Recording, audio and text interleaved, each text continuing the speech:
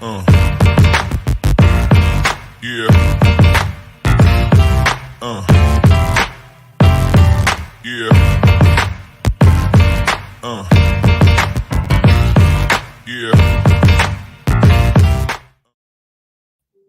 All right, what's up? Welcome in. GC Live Monday episode. Wes Mitchell, Chris Clark, as always, brought to you by Clint Hammond, Movement Mortgage, clint.hammond.com, 803-771-6933.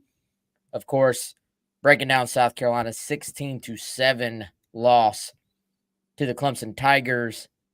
Even saying the score out loud just feels weird, Chris. Like, that's just not, I don't know. I feel like if you gave me a million guesses, I wouldn't have said 16-7 for this game. Thought it might be somewhat low scoring. Thought it needed to be low scoring for South Carolina to win it, but don't think I would have ever guessed 16-7. In some ways, man, honestly, just kind of trying to get the pulse of our fan base. It kind of sounds like people are maybe even ready to move on to the next thing. Hey, what's next? Who is South Carolina going to target in the transfer portal? Who is, who on the team might enter the transfer portal? Will there be any staff changes this offseason? All those things. But first, we do have to, close out the season, break down this game, and then, of course, throughout the next, I guess, really 2 to 3 weeks, you're going to have a ton of activity. We've already seen the coaching carousel start to move elsewhere, and transfer portal will be rolling.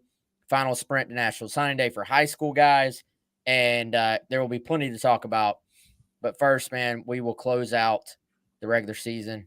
South Carolina, of course, losing 16-7, a defensive battle, an ugly football game in a lot of ways.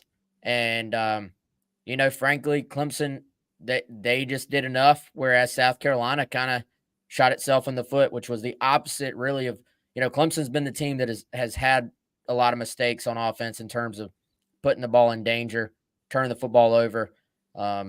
It really cost South Carolina on Saturday. It did, and the ingredients were there, Wes, and I think there are a couple games this year that South Carolina will look back on and just really lament the missed opportunity. And heck, you can go back to Georgia, and I remember right after that game, the phrasing that Shane Beamer used was missed opportunities because you were up at halftime and you had a great chance, right? But Florida was really one, given that you literally needed to make one play in that game. And this is one where the mistakes, you said it right at the show open, the mistakes really got you. There have been some times in this rivalry where one team is just so much better than the other one. In the past 10 years, Wes, we've seen at times South Carolina be that team. Really in the past, in the back half of that, during the 5-year streak, so the past 15 years, right? We've seen, as of late, after Clemson climbed to kind of the playoff status type of team, a lot of times it's been Clemson, where very quickly the game is over. Last year was certainly two more evenly matched teams. This year was two more evenly matched teams, and so it was South Carolina that made the critical mistakes. Wes, 2 turnovers in 2 offensive plays right at the beginning of the game. Something that can't happen.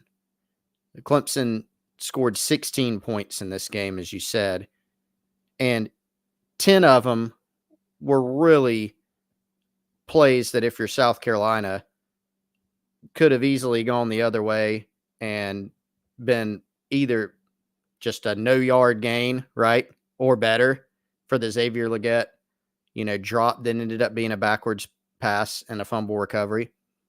And then you've got an interception that was dropped that went from South Carolina ball to Clemson's kicker, who turned incredible for this particular game, being in position to then make a field goal. There's 10 points, right?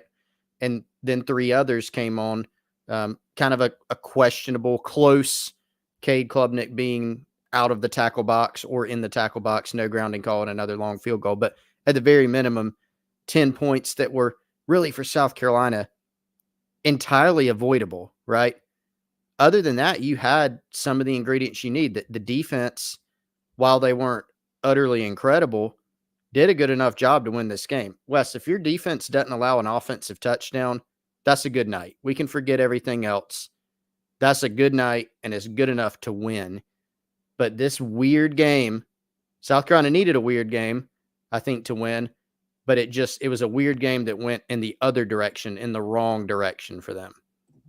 Yeah, and I think if your defense, especially when your game plan is to kind of play bend but don't break, that appeared to be the plan to me. Just schematically, it seemed like that's what they were trying to do.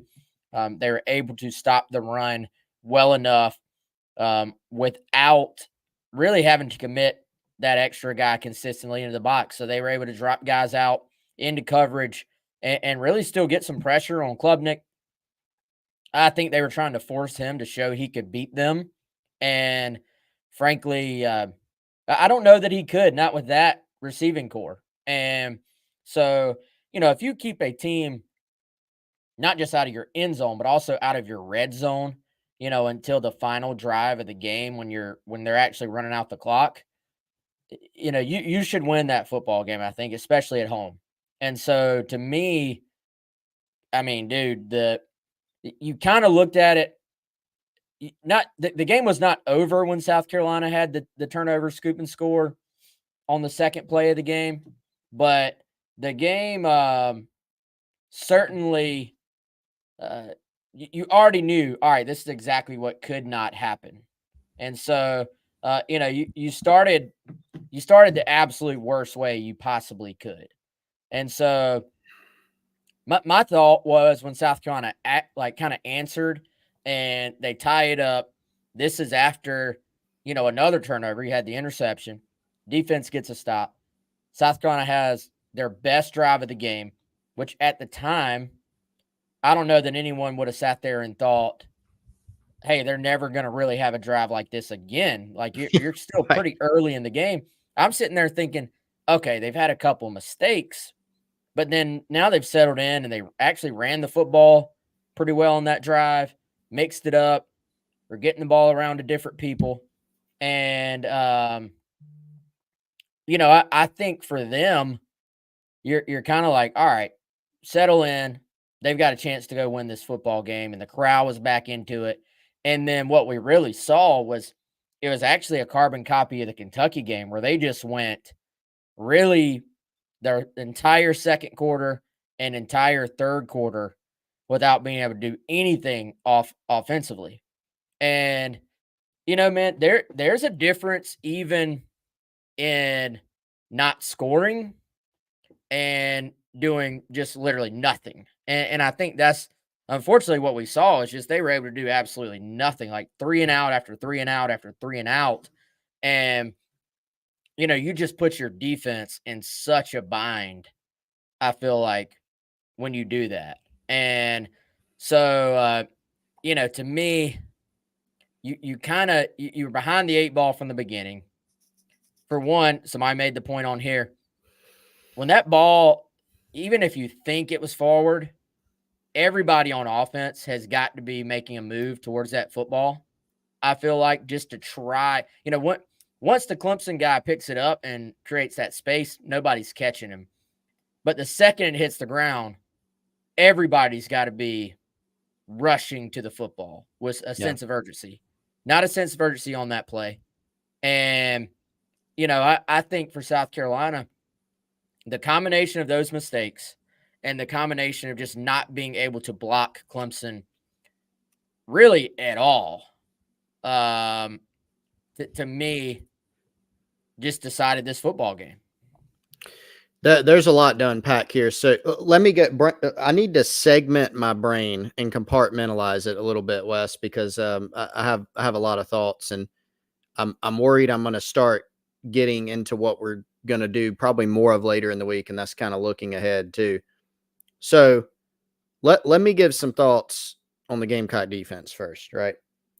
So again, you cannot exit this game and really grumble about the defense. If you are extremely nitpicky, you can say they gave up too many rushing yards. Clemson ended up with 233, I think. Cade Klubnik had some key runs in there. I mean, I think you said earlier on the GC Takeover Hour, he may have been the difference in terms of just using his legs because he had some key runs. He was able to create some space for himself a little bit at times. And I agree with that. Some of those were on the last drive, the only time that Clemson actually got into the red area on offense, driving the football. But what it was able to do was Clemson got enough for it's hard to say, hey, team rushed for over 200 yards and did just enough, but it felt a lot different than that. It didn't feel like some of these games where you give up 150, 175 on the ground and you're looking around going, man, like that was a tough performance.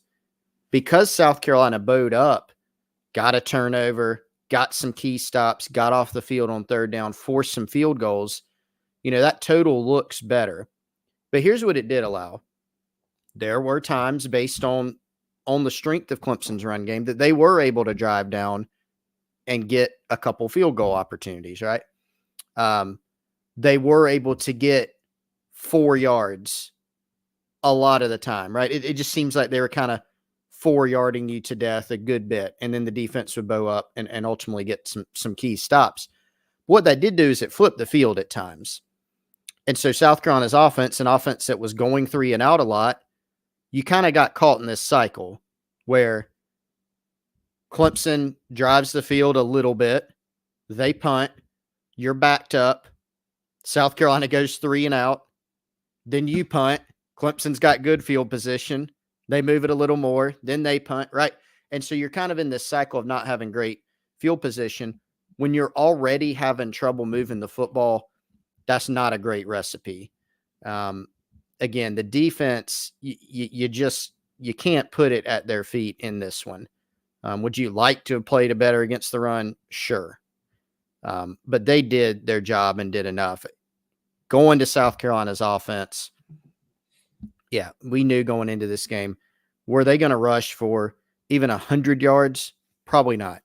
But you needed to be able to get more consistency. Now, Clemson only had 6 tackles for loss, probably better than we thought going in. A lot of it was Spencer Rattler getting rid of the football. He was able to do that. But Clemson's DBs played physically. They played aggressively. A lot of times you're rushing the throws, even maybe sometimes when you don't need to. And then, of course, they just didn't get any semblance of consistency being able to run for, like Clemson did, here's 4 yards, here's 6 yards, here's 3 yards.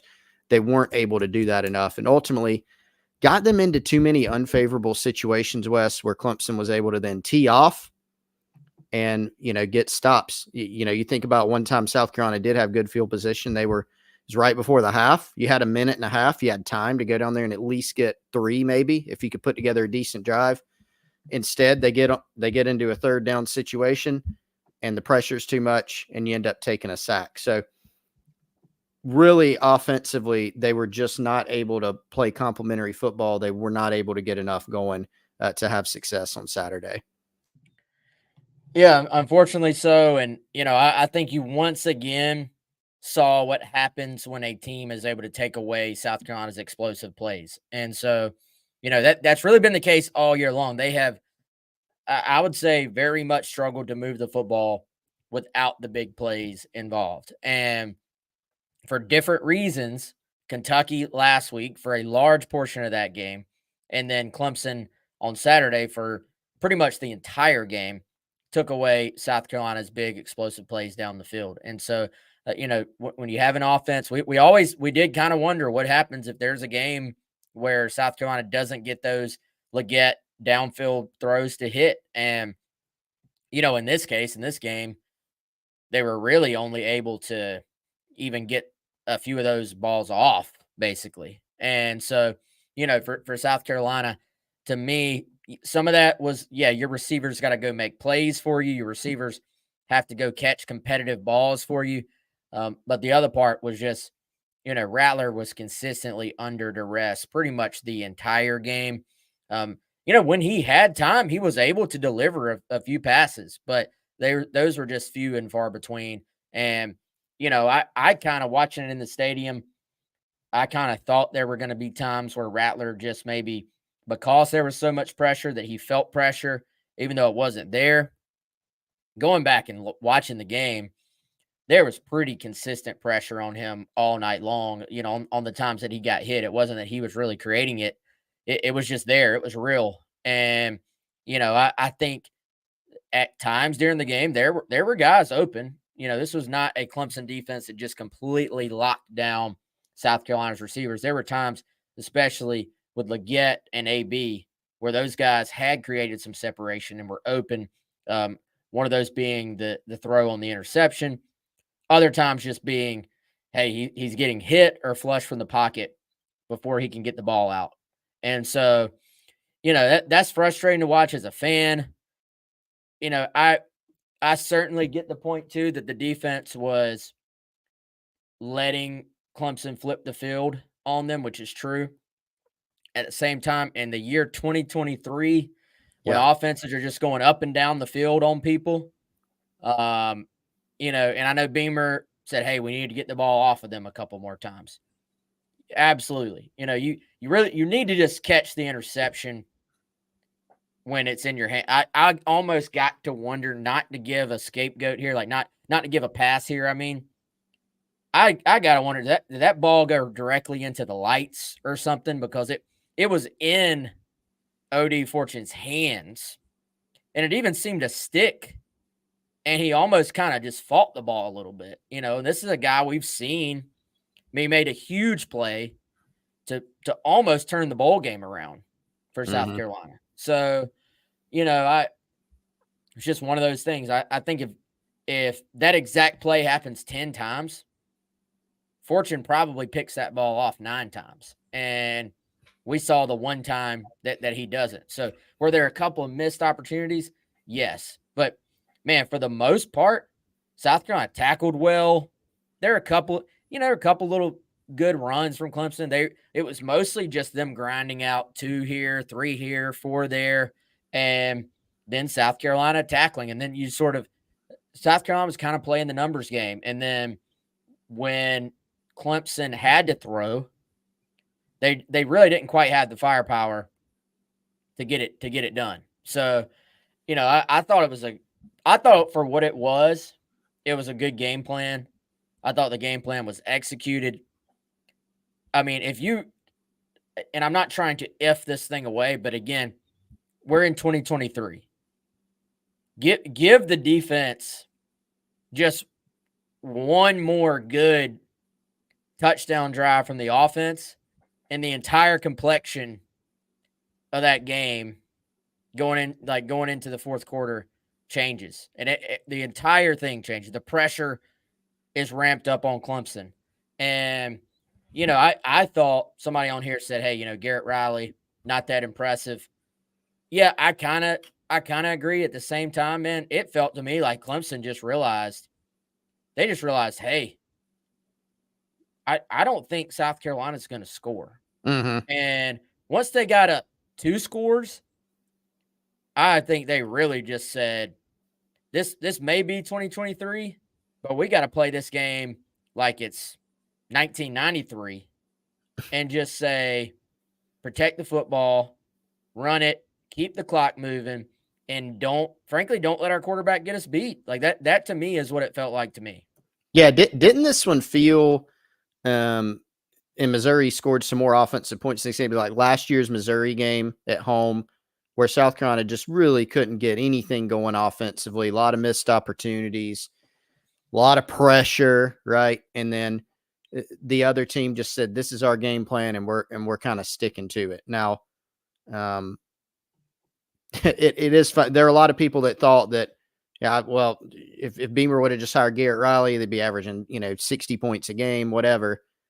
This kind of shows, this season for Clemson shows that's not entirely true. I know they were down a bunch of receivers, but that's still a really, really talented offense. And they had their scuffles, at some points this year. So, yeah, you credit the Gamecocks defense, man. At the end of the day, again, talking about not getting more turnovers, letting them rush for too many yards, letting them drive the field a little bit and kind of flipping the field. Again, all that is like extreme nitpick, because ultimately you didn't allow an offensive touchdown. And if you do that and you're a defense, if we're gonna say things in football like it's a bottom line business, the bottom line is you didn't give up an offensive touchdown, and that's pretty doggone good. So ultimately, it was going to be up to the offense to make something for themselves, make a big third down, flip the field, get an explosive play, run the football better, and they weren't able to do that, Wes. And that's really what it comes down to. You weren't able to make you weren't able to execute the basics at times, and give Clemson credit for that too. And then you just had a couple of really, really big mistakes in that game. You go back and you kind of deconstruct it. If that first play doesn't happen, let's say it's ruled an incomplete pass, or let's say Xavier Luedecke catches it and gets 5 yards. Maybe South Carolina punts a couple plays later, but Clemson doesn't get an easy scoop and score going back. Let's say Spencer Rattler throws that next ball over Xavier Leggette's head, or if he hits Marion Brown, who is coming across the field wide open, it could be that the entire complexion of the game is different. So there's a lot. You can get real granular in this game, but really that kind of simplifies it, man. Those 2 early mistakes ended up being, I think, a really, really big difference in this game. And then, doing something like dropping that pick, and then Clemson ultimately getting the field goal opportunity. All right, let me tell you about our friend Trey Harrell, auto accident attorney right here in the great state of South Carolina. He's been voted the best personal injury attorney by the readers of the Post and Courier. So congrats to Trey for that. Congrats to his clients, first and foremost, because that means they're getting outstanding and helpful service from Trey Harrell in their time of need. We obviously hope that you, your loved ones, your friends are never injured in an auto accident here in South Carolina.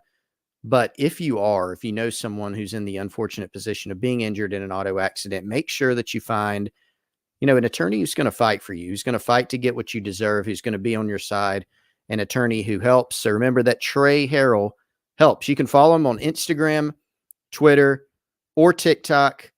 That's at Trey Helps. That's his handle. Instagram, Twitter, or TikTok. Go give him a follow. Check him out. Check out his content. Keep him in mind if you know someone who's been injured in an auto accident and needs great representation. You can also go to attorneyharrell.com. Attorneyharrell.com is where you can find him. And then on Instagram, Twitter, and TikTok at Trey Helps. Appreciate Trey Harrell helping us bring you GC Live a couple times a week. For sure, man. Leaning on Matt Zenitz here a little bit, 24/7 national reporter, former On3 reporter, says that according to a source, Donovan Westmoreland, South Carolina edge / linebacker, expected to enter the transfer portal. I guess technically the first domino to fall there, even though the portal not open yet. It's fascinating to me, Chris. Portal is not open yet, and in the case of him, not a graduate either, and but still, you're seeing guys go ahead and their intentions to enter the portal are being announced ahead of time. Still no announcement that I've seen yet from Donovan himself, but again, leaning on Matt's reporting. Matt, frankly, even though he's with, I guess, a competitor or whatever, one of the best in the biz at sniffing out stuff like that. Probably not a surprise there, Chris. Westmoreland, not a guy who's played much for South Carolina. Played kind of interesting. Played a little bit last year. Did some special teams work. Didn't do much of anything this year. Yeah, he was a guy that played, mostly on special teams. He had gone back and forth between linebacker and edge. Former Georgia commit, Wes, actually, out of Griffin, Georgia, was a guy that was committed to Georgia for a while and then switched his commitment to the Gamecocks in the 2022 class. Good athlete. In terms of being an edge guy, he was undersized. And then he was a little bit, he played everywhere in high school, like literally played everything from like safety to nose tackle. Like they would put him in there at the nose for his Griffin team, and he'd play on the edge. He'd play linebacker. So really good athlete. But at South Carolina, you're right, Wes, did not break through in terms of a positional impact, more of a special teams player. And look, there's going to be more of these.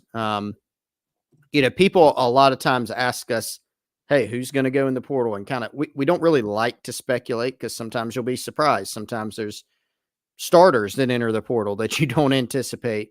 Sometimes there's guys that you think may that don't end up doing it. Wes, we even sometimes hear, hey, watch out, this guy's probably going in the portal, and then it doesn't end up happening.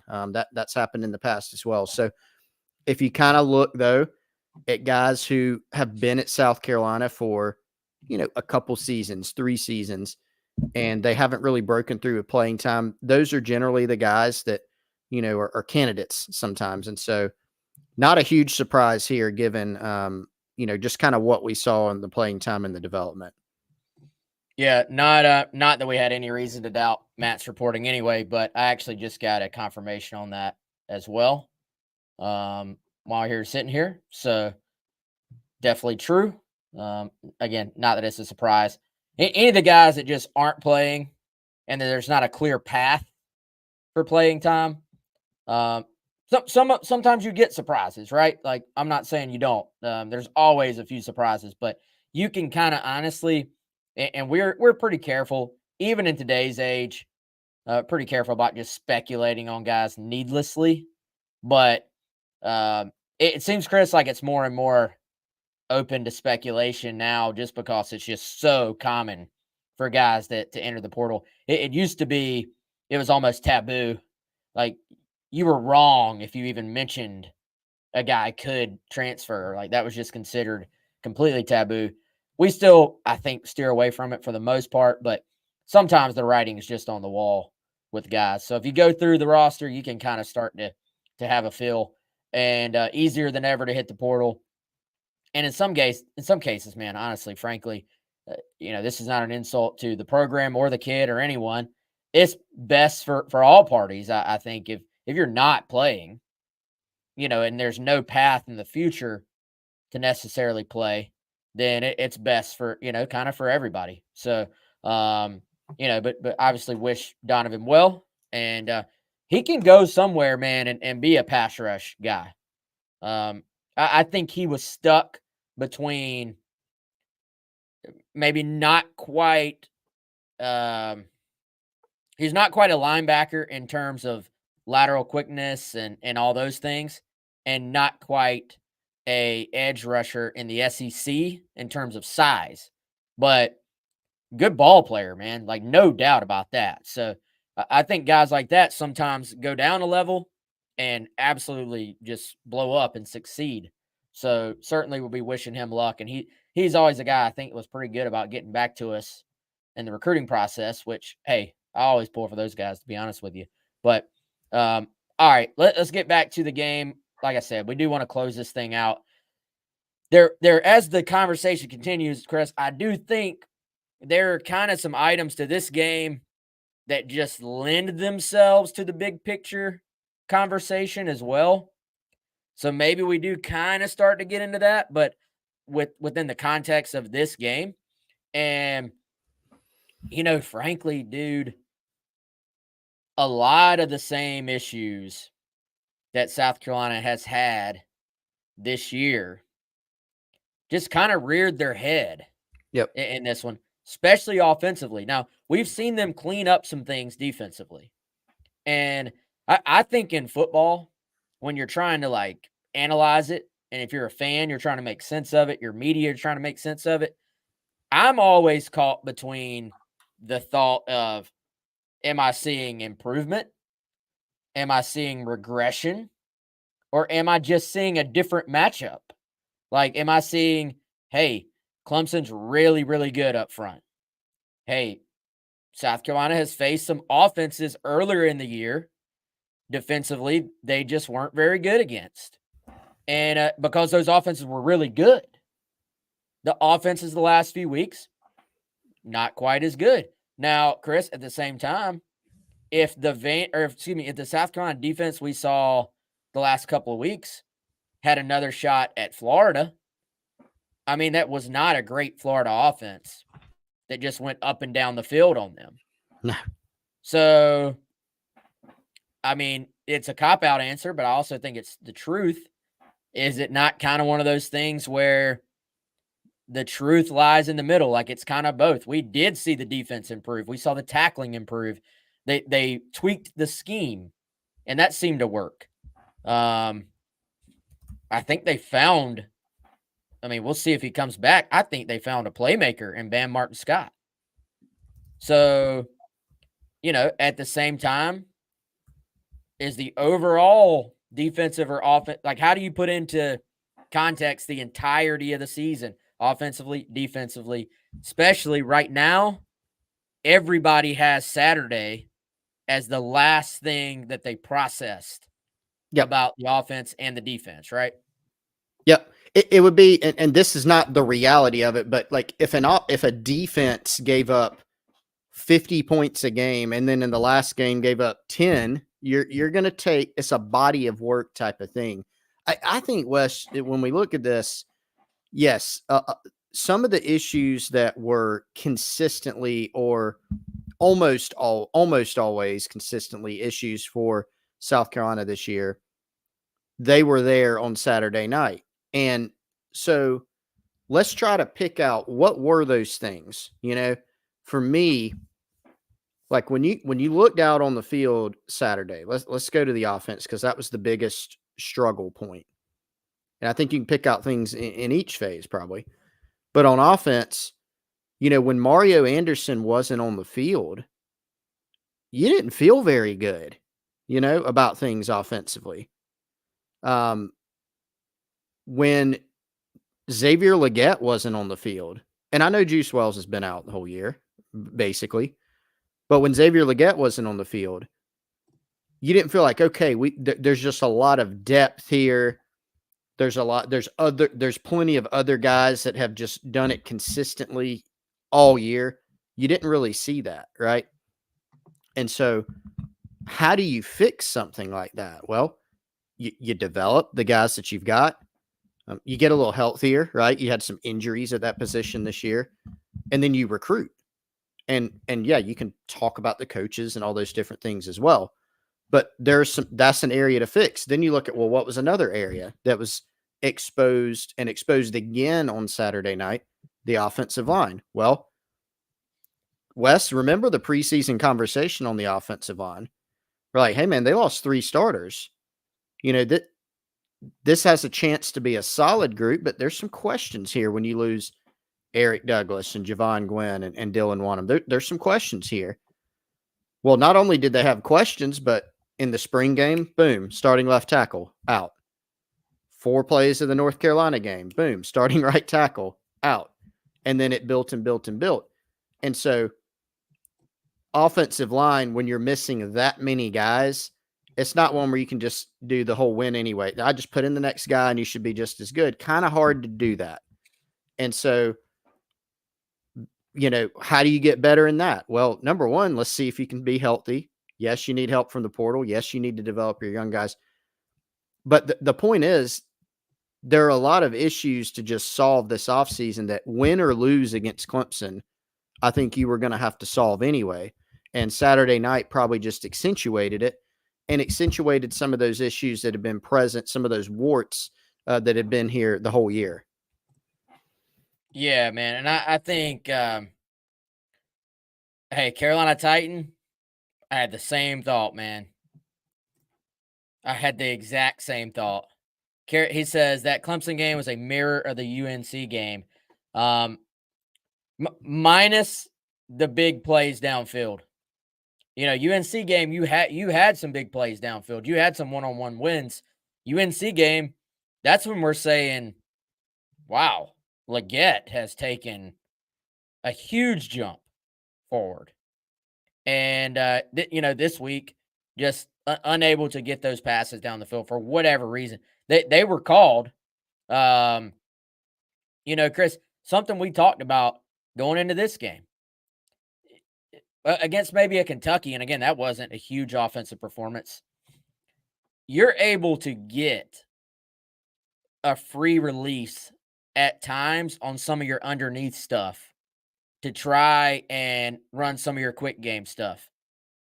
Against Clemson, you don't really even get those free releases. So you have to either pick them like it's a pick play within the route, or you have to run those little routes that we've seen South Carolina run a bunch of where, they'll run Josh Simon out into the flat and they'll try to have, a lot of times I feel like it's AB, but they'll have one of the other receivers basically try and block the defender who is trailing Simon in man coverage. You try to time it up where Simon's catching the ball and then your receiver is blocking that guy instantly and it creates some space. Well, Clemson, those guys were aggressive, I feel like, man. So one of those plays, they ran that exact play. AB takes out the guy covering Simon, but the outside corner in man coverage on whoever was playing, like the X spot or whoever, they come off their guy and instantly, hit Luedecke. You hear people say, of course, the natural thing is, hey, run some screens. Well, they had what were kind of versions of some screens called. One of them, I remember South Carolina's backed up towards the student section. They run one to Mario Anderson. It ends up being like a -6 on the play. You say, hey, run some slants. You have one to AB that's kind of there. He gets tugged a little bit by the defender, but ball's on him, it gets dropped. So, there were some execution issues as well, but I felt like for the most part, we got to give Clemson's defense some credit for just making those margins very, very tiny. And, that's an improved Clemson secondary. You look at last year, South Carolina won their one-on-ones in that game. And, look at the Tennessee game last year. South Carolina won one-on-one after one-on-one in that game. Some of this comes back to players. It is what it is. And, and that's in no way even a shot at anyone. It's just you need more difference makers, I think. In this league, in the SEC, and playing Clemson, playing teams like that, you got to go out and win these one-on-one battles. It's a great point. And look, here's the thing, you can say both of those things at once. When you say you need more players, that does not equate to, well, you're saying coaching doesn't matter and development doesn't matter, right? But you can't just say one or the other. You can't just say field a team and just coach them up. That will get you beat. You will not win anything of substance, right? You want, if you're picking, like if you're building a college football program, your starting point, your safest bet, because there's no such thing as a safe bet to win, right? But if you can accumulate as much talent as possible, you're going to have a good chance to win. And you say, well, give me an example. Go look at any team that wins a title, right? Why has Clemson slipped a little bit? Well, yeah, they've lost some of their coaches, like Brent Venables is really good, but Wes Goodwin has seemed pretty good so far. Like, he's done a nice job. He's improved their secondary even, I would say. It's players. They don't have their quarterback play isn't as good. They don't have Travis Etienne. They don't have Justin Ross and Sammy Watkins and, on and on and on, right? Why is South Carolina not as good as they were in 2012? Well, we can say coaches. Yeah, we can talk about that. But is the quality of players from top to bottom, is there a Jadeveon Clowney on the roster or Marcus Lattimore? No, right? There's some differences up and down. And so both of the things matter. That's why we talk about recruiting so much. And at some point, when you call plays, you got to have better guys. And Clemson's got more guys defensively right now. They still have a lot of talent on offense. They're not what they were a few years ago.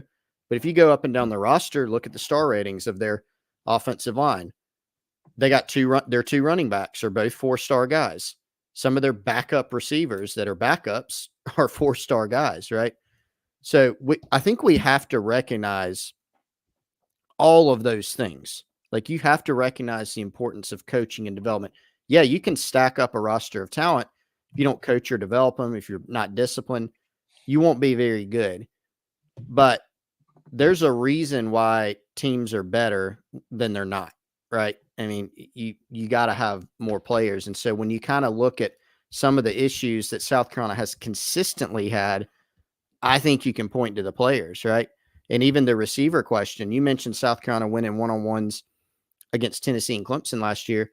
They have very obviously missed Josh Vann and Jalen Brooks from this team. You kind of had 5 starting receivers in some regard last year. You don't have that this year. Xavier Luedecke was your bell cow, and he did a great job, but the consistency was not quite there, Wes. For sure, man. All right, I'm trying to make sure we've covered everything from this game. You know, again, you said it earlier, but Klubnik, I thought just the little bit he gave them in the running game felt to me like it was a huge difference in this game, just because, Shipley and those guys were not really able to completely get going. You look at it, South Carolina actually had the longest run in the game from their running backs, which is insane because it was like literally all of their running. I think, they had a 19-yarder, did Mario Anderson, and the longest by a Clemson player was 19 by Cade Klubnik, and you had, I think, maybe a 13 and a 14 by Shipley and Phil Maffa. So kind of, I don't know, man, just a weird game, at least in the context of 2023. I feel like if you played that game, I don't know, in 2000, we might not be saying it was so weird. Like back then, a defensive battle was not that unheard of. And if you made a few mistakes offensively, you maybe weren't going to score many points back then. But in today's football, you just expect for there to be more opportunities for scoring. I think it's a story of the game. Now, it doesn't mean South Carolina would have won by any means, but I think we do have to discuss it, even though we're talking in hindsight. What did you think of the 4th and 7 decision to punt it, both in the moment and with hindsight as a guide? So in the moment, I certainly didn't have, I didn't honestly think, hey, this is completely obvious of what to do or not. I did think you probably go for it there, given where you were, the time, all that. I did understand, even in the moment, what you were trying to do there. You had a lot of struggles offensively. Chances are Clemson would have probably have heated you up like they did on a lot of third and longer plays, and it would have been tough sledding. You also remember your defense had played extremely well most of the game. And so there, I think you're banking on, I don't feel great about getting this. Let's punt one more time. Let's back them up. Let's see if we can get a 3 and out, run not too much time off the clock, and then get good field position and try again. I don't think, Wes, given the way that the game had flowed, I honestly don't know if you can really just hammer Shane Beamer either way for what he did, So now I've seen a lot of strong takes of you absolutely have to go for it. It's insane not to. Again, I kind of get the decision one way or the other, like given how the game had gone. Yeah, I got it. Like I think you finally flipped field position. Yep. And that's why I thought go for it. Yeah. But I think that's part of the reason they punted it was because they didn't want to give away the field position that they had finally established. Yeah. However, it was a little bit of a bend but don't break success on defense. So the chances of Clemson once again kind of having a little success, ultimately not scoring, but moving the ball, then punting it back to you. The chances of that happening, especially as your defense is wearing down, those chances of that exact scenario were fairly high as well. So, and I know Beamer said the analytics say you don't punt under 10 minutes to score a game. Well, you're right at the 10-minute mark. So, I certainly it kind of, Chris, reminded me of the Missouri game in that remember Beamer said, "Hey, we had a couple of shots at the end zone. Y'all remember this was down inside the 10, and he said, "Hey, I had a couple shots in the end zone. We didn't execute them. We figured we'll just take our points here because we couldn't get nothing out of it." And different scenario, but I kind of took the comments of, "Hey, 4th and 7, we hadn't really proved there's a good chance of converting that. So you're just trying to kind of extend it out, I guess." However, my argument against that argument, Chris, would just be you're running out of time to execute anyway. That's right. So if Clemson does flip it back on you, is there a better chance that Luedecke makes some miracle catch on 4th and 7 and the crowd starts really get going, really get back into it? Or that you go 90 yards or 85 yards to score later on in the game with even less time? Yeah. And they ended up, Chris, I think it ended up getting down to about 6 minutes, and they had to go ahead and burn their first time out. So now you're already thinking, all right, even if we score, you're not getting you always, if you're kicking it back to an opponent, if they have the two-score game, I'm always thinking about it. If I'm punting it back to them and I have all 3 timeouts, they're not burning up hardly anything. Like they're getting 15, 20 seconds off the clock. But if I only have 2, then you're starting to already think about, all right, onside kicks, and onside kicks just don't work anymore, I feel like, in today's football. Rare. So now I think if Beamer knew it would play out like that, you had a crystal ball, he would have just gone for it. I think that much is clear, and he kind of said as much in hindsight. But Yeah, there was a play, Wes, sorry to cut you off, but there was a play, the Kentucky, was it Kentucky playing South Carolina? I think it was against South Carolina, or it was either Louisville game. And, Mark Stoops admitted, I didn't know what to do. I didn't feel good about it one way or another.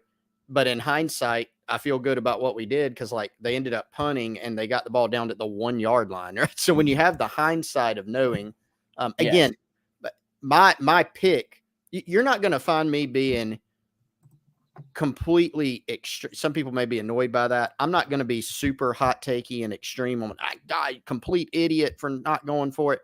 You're not going to see me do that a lot because I try to be analytical and understand in those situations. I would have gone for it. I get the logic, right? mm-hmm. I get the logic. But I think live and in hindsight, especially with hindsight, right? That's kind of easy. Yeah. You go for it. Yeah. And it felt like there might finally be a little smidge of momentum. And this offense has been kind of momentum based. Like when they get that first down of a drive, you can kind of almost, I don't know, stadium starts buzzing a little bit. They get a little more tempo going. That was the first, they got a first down. Then they got another first down. And it was kind of like, all right, maybe what happened against Kentucky is about to happen in this game. And, that just obviously was not to be. Let's see. Story of the game, trying to make sure we covered all bases. You said it earlier. Their kicker turned into Martin Gramatica. The SEC network said Clemson. I don't know if they were saying Clemson or this kid. I think they were talking about this kicker was 1 for 6 to that point outside of 45 yards. He hit them all. He hit them true, Chris. These were not even like, hit them true, knocked them through. I mean, credit to him. Just one of those games. I will say this, man, when you look at, and I know you can't really compare game to game and officials to officials, it's always different. The fact that they called Spencer Rattler at A&M in such a ticky-tack manner on intentional grounding, and then they gave Klubnik the benefit of the doubt on intentional grounding, was just yet another sign that it was not your night.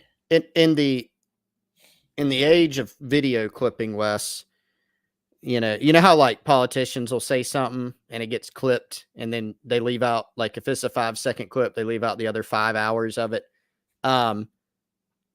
So let me start with this, and hopefully anybody that listens to this will keep it in the proper context. South Carolina lost the football game because they lost, right? Man, the officials had about as rough a night as the Gamecock offense. I mean, you've got the plays where Clemson is simulating the snap, making noise, all that twice in a row, and you call it on the offense. You've got the weird play where I had to get you to explain that one to me in the stadium, Wes, because I wasn't sure what was going on. But you had the penalty where you still have a first down, but you got a penalty, and it's 1st and 15 instead of 3rd and 6, but they had like mismarked it. You had you had Nicky Manwari on his incredible interception got completely pulled down. No flag. I mean, it was a bizarre night for the officials, but that is not why South Carolina lost the game, but it certainly didn't help them. We can say that. Yeah. What was frustrating to me too about that one, about the Nick play. It didn't even end up mattering. On a play at a different point in the game, they called PI on Kilgore, even though the Clemson receiver caught the ball. Yet you didn't call the PI on the Clemson offensive player when Nick had the interception. I was just waiting on the replay to show that Nick's foot touched one blade of white grass, you know, and then or the ball moved when and the reason why you go ahead and make the call anyway, if that would have for some reason, and it was a clear catch, but if for some reason, like you said, the ball moves or something, then it's just an incomplete pass, because you can't go back and say, oh, well, this was incomplete, but he got interfered with. We're going to tackle on the 15 after the fact. So it's like, you're just asking for it. I will say this. I thought the backwards pass, I thought it was the right call. It was very close. Yeah. It was close, but I thought it was the right call, especially with what it was called on the field. And there were some others. Well, I mean, if in the interest of fairness, I mean, a lot of Clemson fans have said that on South Carolina's lone touchdown, there should have been a holding on USC. I went back and looked at that. I would have said, okay, I can see that if they would have called it. Clemson had they had a little, I think it was just one of those little passes in the flat to Shipley. And you remember this one, Wes? We were talking about it in the stadium. I mean, an obvious hole, like a little yank, of the back of the jersey. No call, Right, so they were right in front of the ref. Right in front of him. And so it's just hard to tell. And again, let me bookend it. South Carolina did not lose the game because of the officials, right? They lost the game because they couldn't get anything going and they made too many mistakes.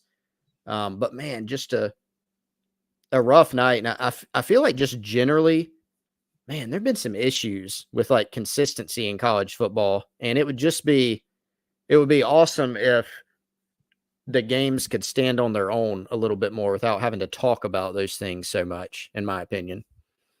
Yeah, and dude, the one you're talking about where everybody in the stadium thinks it's 3rd and 1, and you retroactively are like, no, actually that was a first down, and now it's 1st and 15. Yeah, it's a bad look.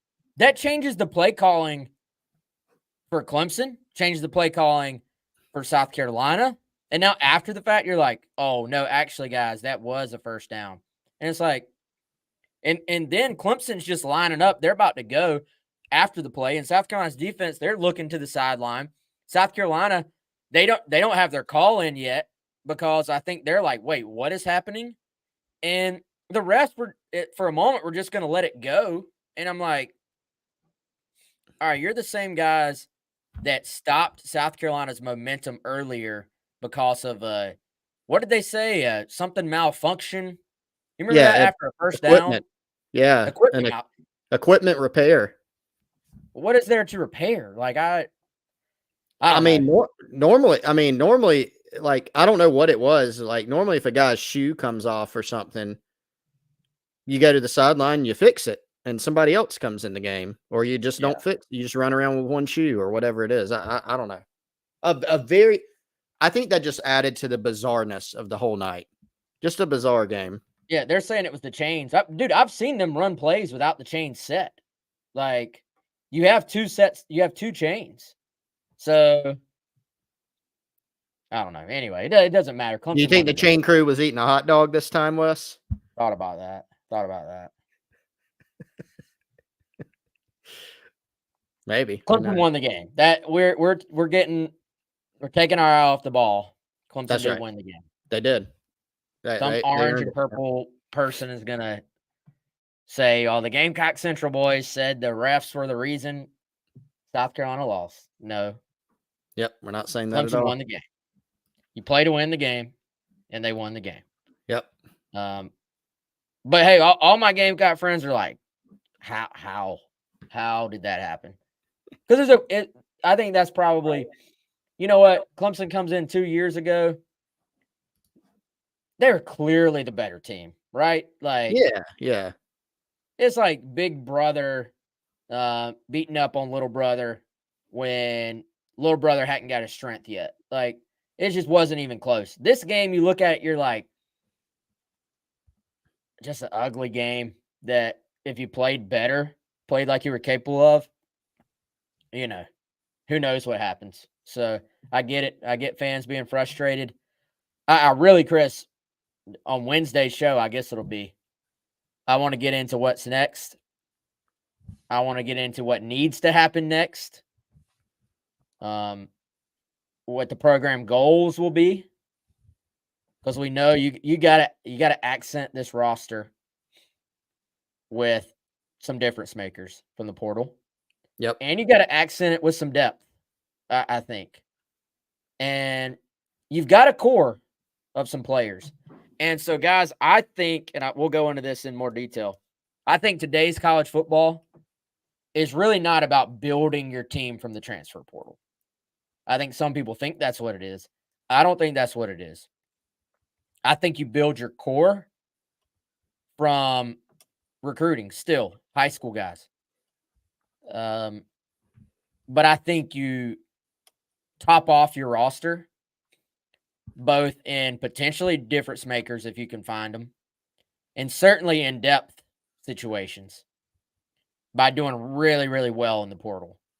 Yep. And frankly, some of that is heavily NIL tied. Like, let's just call it what it is. That's what it's tied to. So, I am fascinated to see what this year's portal sort of offseason looks like for South Carolina compared to last year in terms of success. I think that's going to tell us a lot. I think it's going to tell us a ton. But I don't know, man. As far as the game itself, what did you think of the Philly special variation for touchdown? Oh The boy. long touchdown of the day to young Lucas Doty. Great play by Luke. You know, man, I've seen there's been a lot of opinions on it. I could have seen, again, I don't really take super extreme sides. South Carolina could have run the ball up the middle, gotten stuffed, and gotten nothing, and we would probably be going, why don't you try something different? And so some people have kind of taken, well, that's a desperation play. What? It's a desperation game. I mean, there wasn't a lot going at the time. You probably didn't have a lot of confidence, and so you try to cook up something. And yeah, you kind of got bailed out. Clemson played it pretty well. Luke made a great play, but it was tough sledding all night on just about anything for the offense, aside from a few plays here and there. So ultimately, it worked, right? If they would have called a run up the middle and it worked, you're not going to win an award for designing an incredible play. You just call a play and it works. I thought that was far from the biggest issue in the game, especially because it did actually work, Mm-hmm. Yeah. I mean, it worked. I get the call. Honestly, that's probably something they worked on in practice all week long. maybe all year long. You've probably had it in your hip pocket. They knew they were going to struggle to block Clemson. I think that call tells us that. Yeah. So, Yeah. hey, it worked. It is what it is. One of the few things on offense that did sort of work to, I don't know if you say perfection, but part of that play, dude, part of that play is, all right, you have options. Like, just putting it down and running it is an option for Doty on that play. So it really wasn't a bust. It was just, hey, they covered everything else. And frankly, Clemson was probably telling their guys, hey, look out for something funny here. Look out for something different. And so they played it well. And Luke just did a good job, man. Luke is Luke plays like a veteran, I think. And to stick his foot in the ground and get upfield, I thought it was a pretty heady play. So credit to him for going out and making the play. And let's tell everybody real quick before we get out of here about our friends at Liberty Tax. Overcome your tax anxiety, 803-462-5576. Tax time is right around the corner. You're going to want somebody who is on your side. You want somebody who, will basically help you not only get the best tax return you could possibly get, but help you if you have any other issues, be it you've done your taxes wrong in the past, maybe you owe the IRS money, maybe you're just concerned about your tax picture. Go on in. They'll help you out. 803-462-5576. 3 convenient locations from our friends at Liberty Tax here in the greater Columbia area. Chris, I think that's all I got on this game, man. What you think? I have a couple closing thoughts, Wes. So, man, we have so many more thoughts. I know we've talked about Clemson, so I know everybody wants to turn the page. What's next?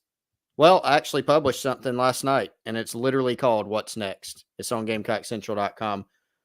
Check that out. We're going to have transfer portal updates, recruiting updates. If there is any staff movement, that's another question.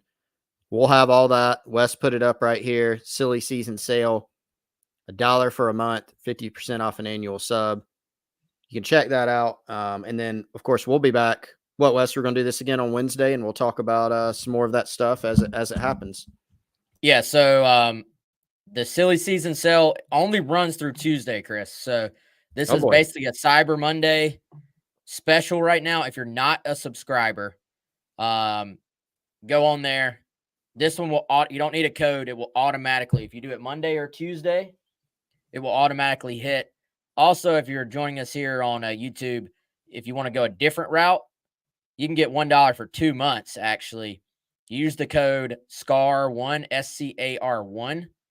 So you got some options. Also, I want to encourage everybody, download the free On3 app and select South Carolina as your team, and you will get breaking news push notifications sent to your phone from Gamecock Central. So when, for example, Donovan Westmoreland enters the portal, you're going to get a pop-up notification, and you can set your notifications to however you want them. You can be breaking news only. You can be all news.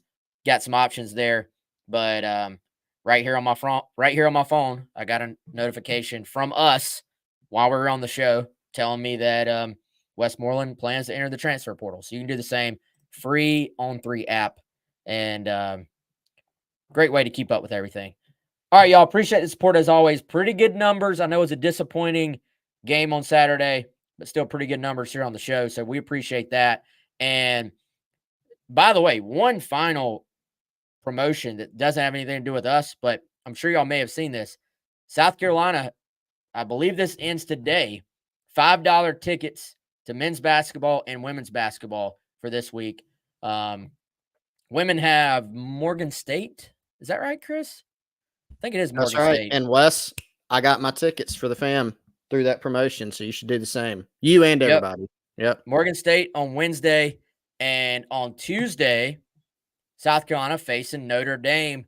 A big time, at least a big name opponent.